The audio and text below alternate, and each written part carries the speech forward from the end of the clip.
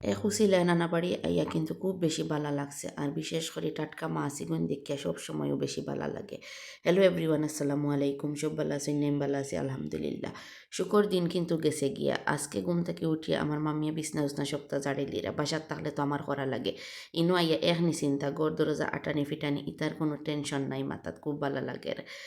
আর সপ্তাহ তো ইয়া বাসাত গেলে ইতা লইয়া আর ফেরেশানি আর ইনো আইয়া আমার ফুয়া দেখো কিতা হইসইন তাই নই গেছেন ইনো মাছে বাতে বাঙ্গালি কি মাটিত বইয়া আর ফাহারাদারি দিরা মাছ ধরা দেখরা আর একটু টান কিচ্ছু করেন না, মাটির যে বইসইন আমারও খুব ভালো লাগে তাই কিন্তু যে পরিবেশও যাই সব পরিবেশেও নিজরে মানাইলেন ও জিনিসটাও তান আমার বেশি ভালো লাগে। আর বাইরে টান বড় একটা ফুকই রিসানি হয়েছে দেখাত গেছিলাম গিয়ে আরেকটার মাঝে যত মাছ পাইছেন কিন্তু মাছ পাইছেন ঠিক আছে কিন্তু বড় মাছ বেশি পাইছেন না, পাইছেন বেশি ওটা ছোটো মাছ আর ছোটো মাছ কিন্তু খাইতে যে মজা।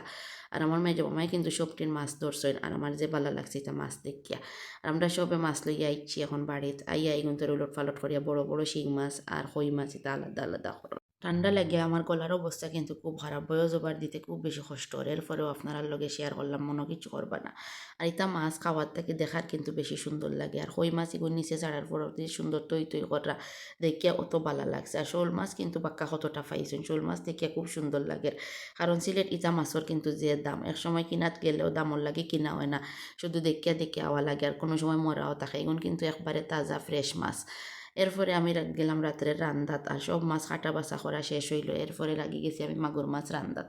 আর মাগুর মাছ এগুলো আমি কিন্তু একটু কষাইয়া রান্ধিছি বালা করে মশলারে বাঁচতে বাঁচতে সব জাত মশলা দিলেইছি দিয়া এগুন ধরে বালা করে বাজিছি। আর মশলার গন্ধ যখন গেছে গিয়ে তখন আমি মাছ দিছি, মাছ দিয়া আর বালা করে কষাইয়া এগুন ধরে বুনা বুনা করছি। আর ইলান বুনা বুনা খাইতে মজা লাগে আর মাগুর মাছ আমার বেশি ভালো লাগে তেজপাতা দি বুনা খাইতে।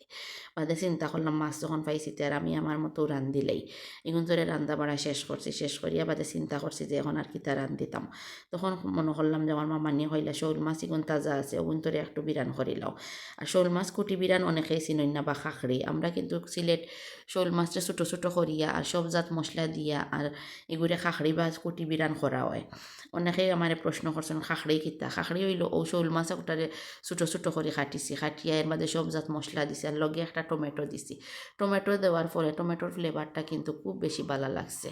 এরপরে আমি সব জাত মশলা দিয়া মাছ এগুন ধরে অনেক সময় এগুন ধরে বাজিছি, বাজিয়ে একটু খড়খড়া করছি।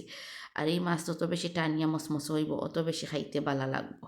এগুন ধরে টানাটানি শেষ করলাম করিয়া এরপরে খাওয়া হইল। আর আলহামদুলিল্লাহ নানা বাড়ি আইয়া কিন্তু খুব বেশি খুশি বাসিও লাগছে, ভালোও লাগছে। এখন যাওয়ার সময় আইয়র মন খারাপ লইয়া যাইতেও হইব, কারণ যার যার একটা সংসার আছে, সংসারও ফিরতেও হইব। আর মাছ যখন ভাজা ভাজা শেষ হয়ে গেছে তখন ধনিয়া পাতা দিলাইছি, দিয়া উলট পালট করিয়া ইগুন ধরে নামাইছি। আর গরম ভাত কাঁচামরিচ আর লেবু হয়ে গেলে ই মাছ খাইতে কিন্তু অসাধারণ লাগে। আজকে আমার এজ পর্যন্ত আমার ভিডিও যদি ভালো লাগে পাশে থাকবা। আল্লাহ হাফিজ।